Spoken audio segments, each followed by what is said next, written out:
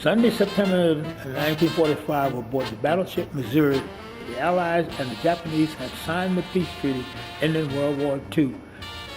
It was a great day for our country and for all our fighting men in the Pacific. At 3 p.m. that day, most of the men in the 1903rd Ordnance Ammunition Company went to church. We knelt and said prayers of thanksgiving for God's protection. The men in our company, who were all black, had been together since 1944, and we were stationed outside of Bombay, India, where we were activating bombs for missions against the Japanese. Our work was to take the unused bombs out of storage, thin and fuse them, and load them onto B-29s.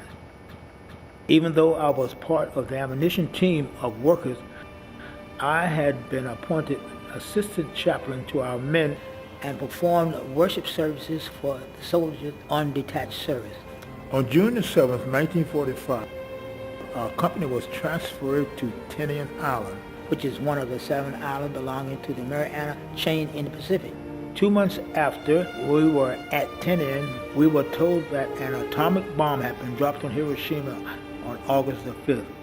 We heard news of possible surrender. Our men were jubilant when they heard that the war had finally ended. We were all young men who were looking forward to going home to be with our parents and begin life anew. We had dreams of getting married, starting a family, and doing great things. My friend Tommy, for instance, wanted to be a professional boxer, and Jim wanted to be a policeman or a fireman. After VJ Day, we were not sure as to what we would be doing next. Before long, we were organized into detail of 12 performing demolition work.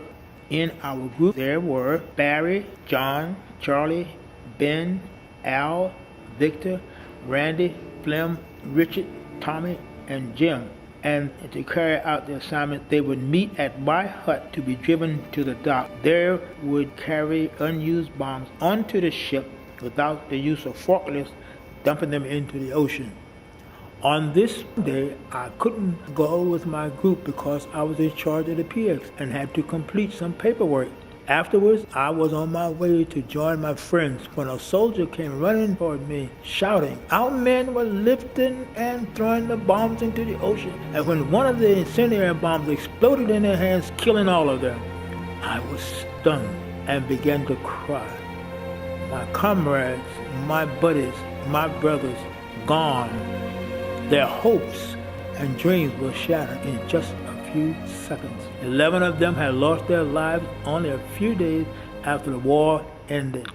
I was plagued with bad dreams for months and years after the accident. Even now, I can still feel the pain. In February 1946, I left Tinian Island with a heavy heart, but my sadness dissipated after our ship docked in the United States.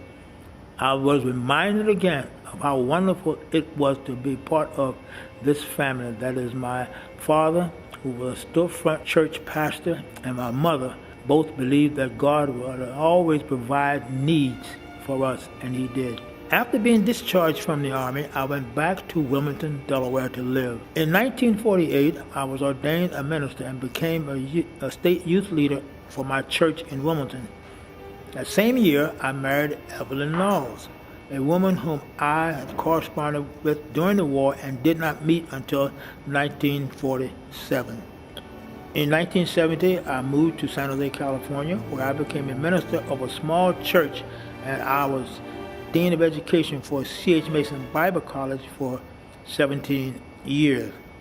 Also, I had obtained a degree in political science from San Jose State University in 1998. Up to now, I have lived a full life, and I often wondered why I have been spared during the war and why my comrades were denied their dreams.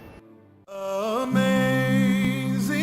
grace, how sweet the sound that saved a wretch like me. I once was lost, but now